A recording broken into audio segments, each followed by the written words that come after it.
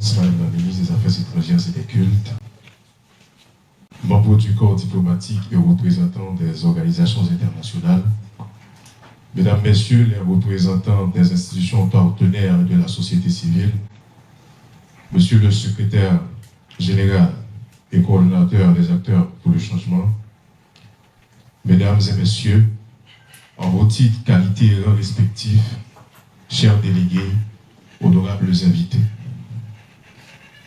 En mai 2015, il a été convenu de créer une structure articulée autour des valeurs fondamentales telles que la communication, l'engagement, le travail d'équipe et le service à la communauté. Elle se justifie par la possibilité pour des jeunes d'horizons divers de s'exprimer, de se prononcer sur les problèmes de la cité, mieux encore, d'apporter une contribution significative aux choix concernant la vie en communauté.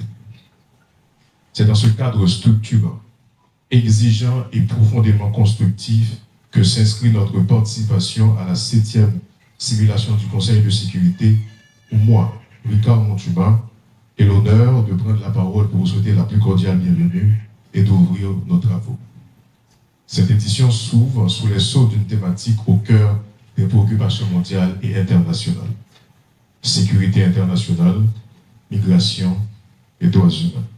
Un triptyque indissociable qui appelle à la réflexion, à la responsabilité et à la recherche d'équilibre durable. Mesdames et messieurs, dont acte de la sécurité internationale comme un bien commun, non pas par la négation comme un état de non-guerre, disait Bertrand Badi, mais comme un apaisement social généralisé.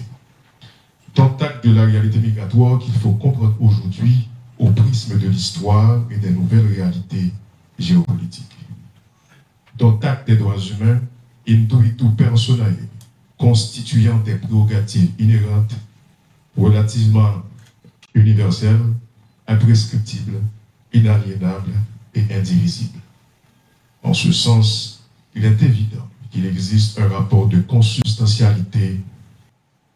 Mesdames et messieurs, plutôt Bertha, au-delà des postures convenues, l'heure est désormais venue de céder la place à ce qui constitue la quintessence même de cette simulation. Le débat, la négociation et le choc des idées. Que chacun défende avec fermeté les intérêts des États qu'il représente, tout en demeurant fidèle aux principes qui gouvernent les relations internationales. Que les débats soient à la mesure de vos responsabilités. Exprimez-vous avec conviction, avec éloquence. Négociez avec intelligence. Persuadez avec outrecuidance. Et faites de cette simulation une véritable école de diplomatie. Qu'il me soit permis d'adresser au nom des organisateurs nos plus sincères remerciements aux éminentes personnalités qui nous honorent de leur présence. En acceptant d'être les témoins de cette initiative, vous manifestez votre confiance en une jeunesse qui, dans la situation d'anomie actuelle, refuse l'indifférence, choisit l'apprentissage et aspire à comprendre les mécanismes de la gouvernance mondiale afin d'y apporter, demain, sa propre contribution. Votre présence ne constitue pas seulement un honneur, elle est aussi un leitmotiv, un signe d'espérance et un appel à poursuivre avec exigence et détermination la formation d'une jeunesse capable de servir la République avec honneur, compétence, intégrité et un profond attachement aux principes de droit, de la diplomatie et de la res publica. Je vous souhaite d'excellents travaux. Merci.